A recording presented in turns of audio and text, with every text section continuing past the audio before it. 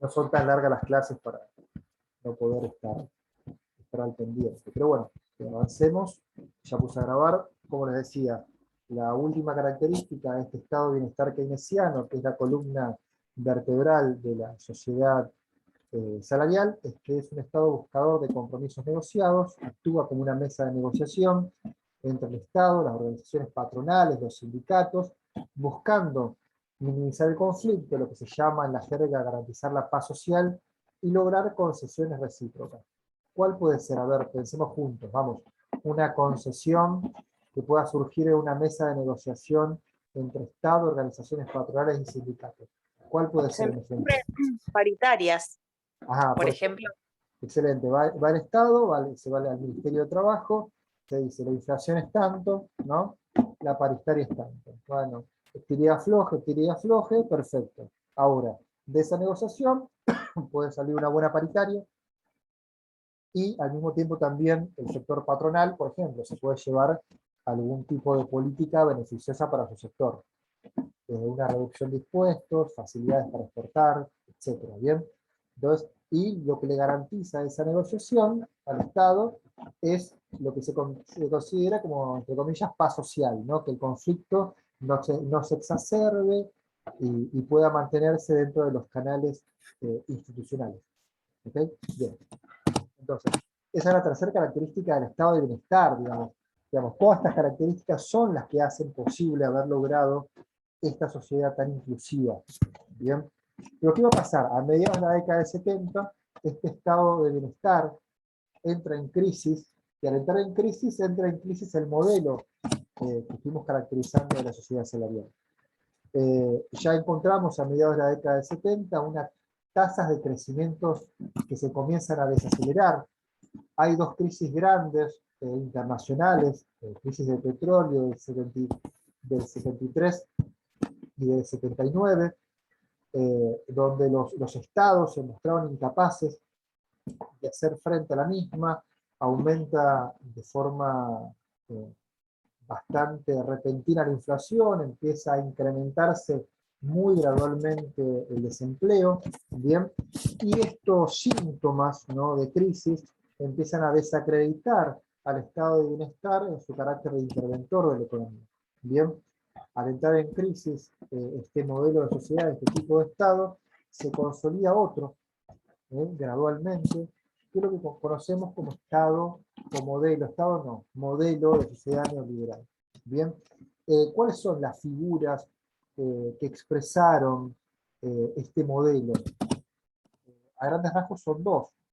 Fueron Thatcher en Inglaterra, Reagan en Estados Unidos, 78, 79, y se expresan obviamente a partir de las políticas que empiezan a llevar adelante y que hablan de este nuevo orden vigente que se comienza a instaurar dependiendo del país en diferentes momentos históricos, pero que podríamos ubicar desde mediados de la década del 70, fines de la década del 70, comienzo de los 80. En el caso de Argentina, el punto de quiebre fue el golpe cívico-militar en el 76, donde este modelo empieza de alguna manera a mostrar muy gradualmente su silueta, podríamos decir. A ver, ¿cuáles son las primeras características que comienzan a hablar de un cambio de modelo o sistema, obviamente en relación al anterior?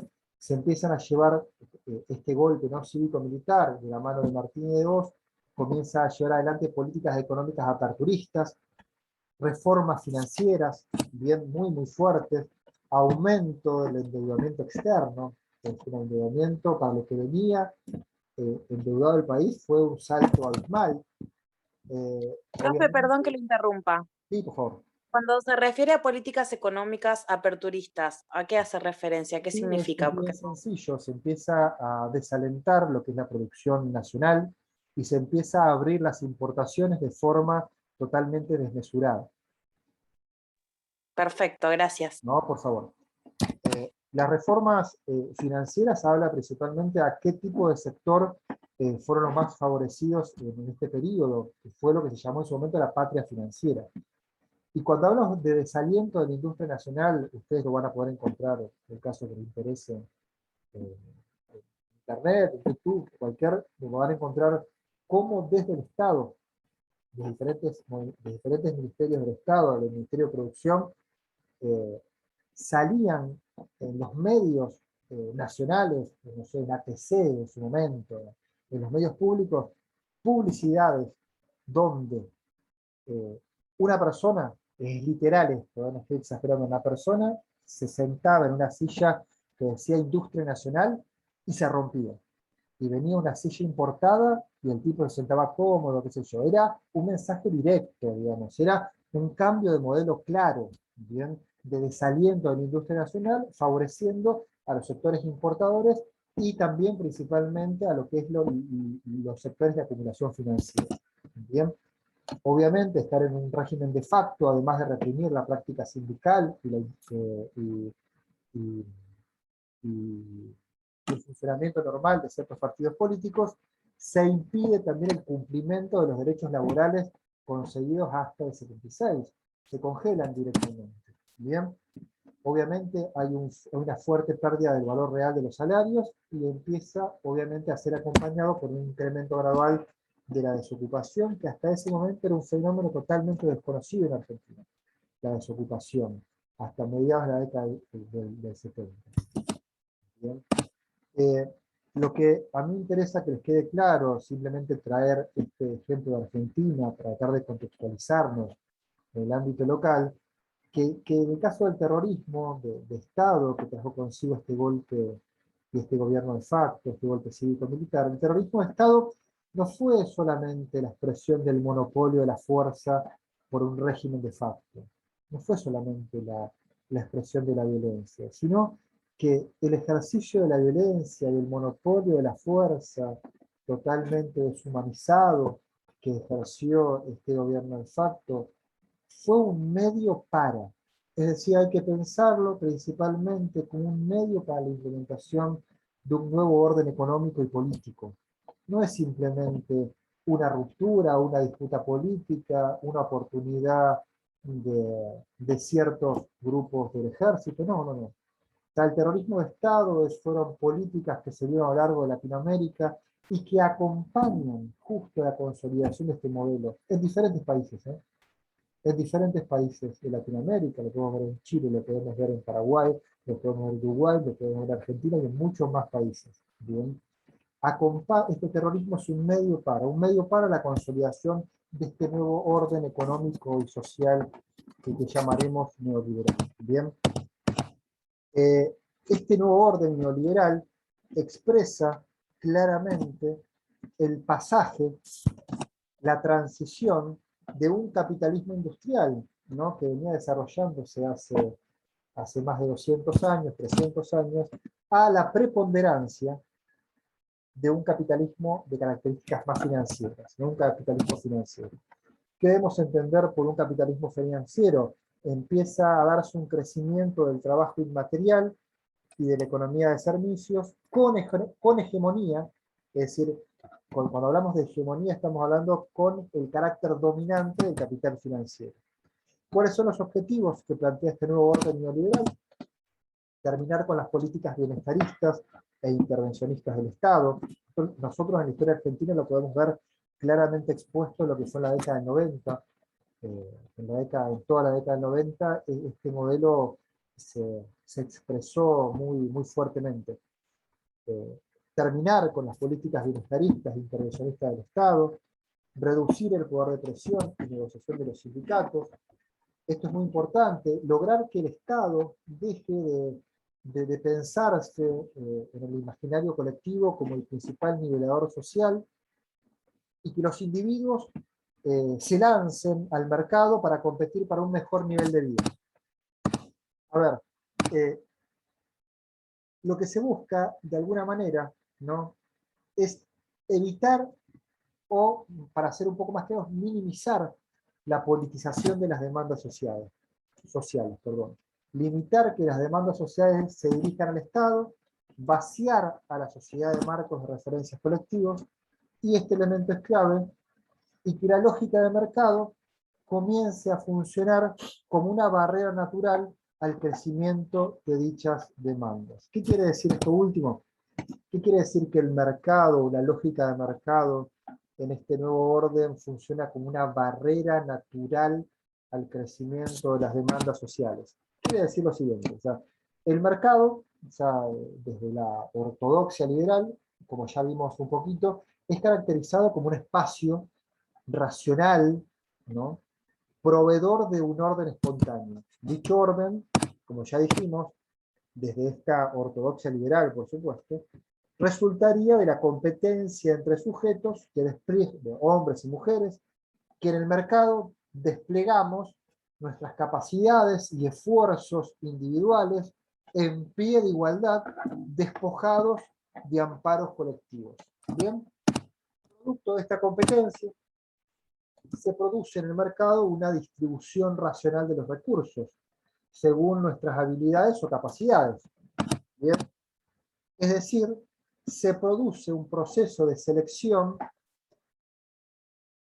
de las personas más aptas, es decir, aquellos que van a ser consagrados son aquellos que están más capacitados, que han puesto más esfuerzo, y nada más. Porque en definitiva se piensa a la sociedad como un espacio donde todos partimos del mismo lugar sin desigualdades de base. Por ende, lo que hará que uno esté en una mejor o peor posición dependerá de uno, estrictamente de uno, de la responsabilidad individual. ¿Bien? Entonces, en este marco, donde se pregona nuevamente esta lógica de mercado, ¿qué rol cumple el Estado? ¿Bien? Entonces, obviamente, el Estado va a ser un Estado solamente garante del orden, garante del dinamismo de la economía, no va a implementar políticas universales o de integración social, y las únicas políticas que llevará adelante son políticas focalizadas. ¿Qué son las políticas focalizadas? Son aquellas que se orientan a un grupo en particular, que tiene un carácter más de control social, que define prioridades, pero que no busca construir sujetos de derechos simplemente beneficiarios, lo que hoy podríamos considerar como un plan social. ¿Ok? No busca construir sujetos de derechos, sino simplemente beneficiarios. Apuntar a un grupo, a una zona particular considerada prioritaria, bien, pero no apunta a reducir las desigualdades existentes, sino que interviene en grupos considerados urgentes o prioritarios. ¿Vamos bien? Sí, sí. Ya terminamos, ¿eh? Entonces, las consecuencias que trae consigo este nuevo orden neoliberal son aumento de la desocupación, ya vamos a ver algunos números, destrucción de los empleos estables. Empleos estables, piensen en los empleos industriales, ¿no? De esta idea del salariado de mediados del siglo XX, de la década del 70, que empezaba una fábrica y se jubilaba una fábrica, de este empleado bancario que empezaba siendo peón y terminaba siendo casi gerente. Bueno, estas historias laborales terminan, ¿no? Se empiezan empiezan a desaparecer, se destruye la idea de un trabajo para toda la vida. Bien, acompañado obviamente por un aumento exorbitante de la tasa de desocupación, y este punto es clave, la aparición y desarrollo masivo de lo que es el trabajo precario, la precarización laboral. ¿Qué es un trabajo precario? Es un trabajo inseguro, flexible, donde uno tiene que adaptar a una flexibilidad permanente y que se expresa principalmente por la degradación de las condiciones de trabajo. Un trabajo precario puede ser y sin ánimo de ofender a nadie, ¿no? Simplemente, pues alguno de ustedes trabaja de esa manera simplemente con ánimo de describir. Un trabajo precario es un trabajo que tienden a llevar adelante estas grandes eh, empresas, Uber, Globo, Pedido Ya, digamos. Ese es un ejemplo actual de trabajo precario. Un trabajo por hora. Sería trabajo precario hacer changas, ¿no es cierto? Sí, sí, eso sería también caracterizado como un trabajo informal también, ¿no? Informal, porque es como en negro, trabajas. Claro, pero muchas veces, tiene que quedar claro esto, pueden existir trabajos precarios que no sean informales. Bien, puede haber Una changa, en general, es un trabajo informal. No sé, yo voy golpeando las puertas pidiendo si alguien quiere que le corte el césped, ¿no? Una changa es un trabajo que se caracteriza por la informalidad, no estar registrado, ¿ok? Ahora, puede haber un trabajo precario, ¿no? Que está registrado, pero lo que expresa ese trabajo es que te paguen por hora, pero está registrado, ¿no? Que tengas algún tipo de cobertura, pero esa cobertura es casi inexistente o no tiene ningún tipo de amparo legal, ¿no? Yo trabajo Por en ejemplo, profe, un bombero voluntario, eso sería un trabajo precario, puede ser, lo que pasa que ahí, que Y no, el informal podría ser los manteros, ¿no, profe? claro, un trabajo informal, claramente, claramente, empiezan a aflorar ese tipo de fenómenos, donde antes, en la década del 50, 60, eh, lo que dominaba en el mundo del trabajo era la formalidad, no la formalidad. El desempleo era un fenómeno casi inexistente, y en países como Argentina, ¿no? Donde hoy nos encontramos con escenarios totalmente diferentes. Pero el fenómeno de la precarización, ¿no? Caracterizado por la inseguridad, por la incertidumbre, por la flexibilidad, por la degradación de las condiciones de trabajo, por ejemplo, no tener un seguro de vida, no tener ART, ¿bien? Eso es precariedad, ¿bien? Después se instala lo que el fenómeno de gracias. los supernumerarios, lo van a encontrar también a esto en Castells. El fenómeno de los supernumerarios es un fenómeno donde, a ver, para explicarlo muy sencillo, son aquellos trabajadores y trabajadoras que a cierta edad, tanto por edad como por no haber podido acceder a cierto nivel de educación o capacitación, se consideran personas obsoletas, ¿bien? Fuera del mercado, ¿no? Supernumerarios que sobran. ¿Sí? Este fenómeno se comienza a ver claramente ya en este periodo, ¿no? En la década del 90 y fines de la década del 90. Y después tenemos este fenómeno que también es interesante, que es un individualismo de masas, individualismo negativo. Esto, si bien lo van a ver en la próxima clase, que es la clase grabada del día miércoles, entiéndase que individualismo negativo no es simplemente que las personas se vuelven más individualistas porque sí, o más egoístas, no hay que pensarlo de forma tan sencilla, sino, él dice, el individualismo negativo de masas es que al perder los marcos de referencias colectivos, ¿bien? El individuo, al estar, por ejemplo, el individuo cada vez menos protegido, ¿no? Al estar cada vez menos inmerso dentro de un colectivo que lo proteja y que tome como referencia, lo que empieza a primar es la idea de la responsabilidad individual como única explicación del desempeño laboral de los sujetos. ¿Bien? Miren lo que son estos números. ¿Bien? Es simplemente para que tomen dimensión de lo que ha sucedido en Argentina y en muchos países, ¿no? Esto no es un ejemplo excepcional argentino. Nosotros al comienzo, no al comienzo, sino con el restablecimiento de la democracia en el 83, la desocupación era del 3,9%. Ya al final del gobierno de Alfonsín, con una hiperinflación galopante y una transición acelerada con el gobierno de Carlos Saúl Menem, ya la inflación casi se duplica, la desocupación casi se duplica. Ya a mediados del gobierno de Menem tenemos un 18%, y en el 2001, que fue la crisis del 2001, ustedes son muy jóvenes, pero fue una crisis muy fuerte en Argentina, la desocupación llegó a ser el 21,5%. Es decir, Yo soy chica, profe, perdón, pero en esa época, en el 2001, tengo recuerdos muy marcados de lo que era la sociedad acá y lo difícil que fue para muchos. sí, fue muy fuerte. Yo tenía en esa época 18 años, estaba estudiando acá en Buenos Aires y se empezaban a ver fenómenos de degradación colectiva muy fuerte, desde el fenómeno de las personas comiendo de la basura, ese tipo de fenómenos yo lo comencé a ver en Buenos Aires. Yo venía del interior, pero ya en Buenos Aires había estado ya un año atrás y, y empezaba a haber fenómenos de degradación colectiva muy grandes, obviamente pérdida de trabajo, cierres de empresas, de pymes, bueno, Sí, cierre totalmente. de empresas que estaban abiertos hace décadas, años, y bueno, digamos, pérdida de trabajos de personas de avanzada edad que después no pudieron integrarse. Es decir, fue un golpe muy fuerte, pero lo que yo les quiero decir, más allá de la fecha en particular, que se llega al 2001 después de haber atravesado toda la década del 90.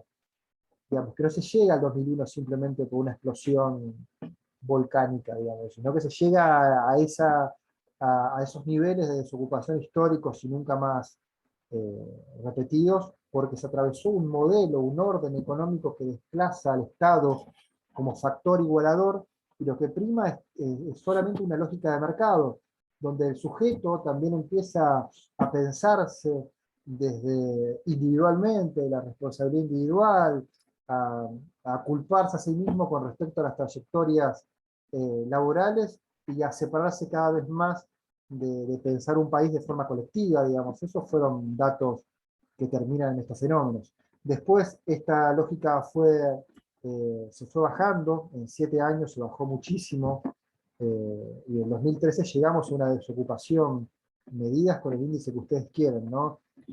Más allá que el INDEC fue intervenido, claramente, hay que ser muy claros con estos, durante parte del gobierno kirchnerista, cualquier índice que ustedes tomen, la desocupación, no sé, el índice de la ciudad, ¿no? El INDEC de la ciudad, que no fue intervenido, ¿no? Los números que daban eran de 7%, y cuando ya nos acercamos a la actualidad, estamos volviendo a una desocupación de 2 dígitos, estamos acercándonos a un 10% de desocupación, lo cual es realmente preocupante. Bien, y esperemos que esto cambie a la brevedad. Bien. Profe, 2007-2013 creo que está el kirchnerismo, ¿no? Sí, claro. Ah, Sí, sí, sí. Kirchner, el primer gobierno, y después 2 mandatos de Cristina Kirchner, por supuesto. ujú, Y, ok, y después gracias. tenemos a continuación el gobierno de Macri, donde obviamente se subió la desocupación, subió el desempleo, y en la actualidad no se ha logrado absolutamente bajar, podríamos decir, no se ha logrado bajar la desocupación. Ojalá esa tendencia se pueda Profe, y revertir. con el tema este de la pandemia, yo creo que quedaron mucha más gente sin trabajo. Sí, bueno, son fenómenos globales, ¿sí? Pero Pero, global, o sea, a grandes rasgos, o sea, no es tan solo acá, sino en otros lugares también. sí, claro, Nivel sí, mundial, sí, mundial lo que pasa. está pasando también a nivel mundial es que hay un rebote Sí. muy fuerte, digamos, hay un rebote una vez que uno está tan bajo que las tasas de crecimiento de los países se han derrumbado, principalmente en el 2020, hay un rebote económico. Lo que pasa es que ese rebote económico hay que ver si es suficiente para lograr números un poco más aceptables. Bien, el rebote económico se va a dar, el tema que sea suficientemente importante para salir del lugar donde nos encontramos.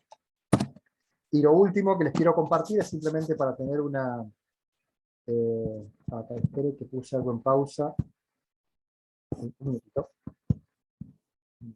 Que comparto con ustedes esto. Ok, ahí vamos. ¿Están viendo? ¿Sí? Sí. Bien. Lo quería compartir con ustedes, este último gráfico de la participación de los trabajadores en el PBI. Es decir, el PBI es lo que produce un país, ¿no? Lo que produce a nivel de riquezas un país. Por ende, cuanto más participación tengan los trabajadores representados en sus ingresos en el PBI, es mejor para todos los mortales, ¿no? Para todos los que no somos, y para todos los que no tenemos la vida asegurada, cuanto mayor sea este porcentaje, mayor. Bueno, es mucho mejor. Por ejemplo, en la década del 50, el gobierno de Perón, el primer gobierno de Perón, se llegó a un número, nunca más se llegó a ese número, que fue como el 50-50, casi el 50% del Producto Bruto Interno estaba representado por los ingresos de los trabajadores. No, el otro 50% era por los sectores que tienen el capital concentrado, ¿no? Luego, digamos, ya con el derrotamiento del gobierno de Perón, esto empezó a bajar gradualmente, en el 59 ya fue el 36,5%, pero ya en la década del 70 ya nos empezamos a acercar a ese número, y fue de un 45% la participación en el Producto Bruto Interno. Y miren lo que es la caída a partir de un año transcurrido del golpe cívico-militar, de la participación de los trabajadores. Estos son todos datos del INDEC, digamos, no son datos inventados, ¿no? Claramente. La participación ya fue del 29% en el 77, y después, bueno, fue fluctuando hasta llegar a su mínimo histórico después del 2001, claramente, de 24,5. Y bueno, después se tuvo un aumento del 37%, y ahí estamos más o menos con la participación de los trabajadores, un poco más, un poco menos. Bien, entonces, simplemente era para compartir esos datos, y el resto de la caracterización de este periodo, ¿no? Que ustedes lo van a ver en la clase grabada con el profesor, con la profesora Marita González, con el profesor Gustavo de Lara o con la profesora Marita González, van a poder completar el texto de Castells. Bien, bueno, si no hay ninguna duda, nosotros nos volvemos a ver el día sábado. Recuerden, como ya les dije, tienen que leer el texto de Bauman, y esta clase se las paso con los links correspondientes entre mañana y pasado. Profe, le hago una consulta. ¿Las notas cuándo las dan? Para Mirá. saber así. Sí, como si estuviste participando de las Claro, clases. para saber, sí, como Mira, esto de yo la no te nota de puedo, parcial. sí, yo no te puedo poner una fecha exacta, las va a corregir la profesora María Teresa, que es la que ha estado a cargo de la primera parte de la materia, y yo voy a corregir o tomar los exámenes orales de ustedes para esta segunda parte. No te puedo decir una fecha, pero seguramente, no, igual no te agarres de esto, puede ser una semana o un poquito más. Antes de eso lo dudo. Bien, muchas gracias, profe. Por favor. Bueno, si no hay ninguna duda, que tengan un buen fin de semana y nos estamos viendo el próximo sábado. Gracias, profe. Chao, gracias, profe. Chao, hasta Nos luego. vemos. Chau, Chao, profe.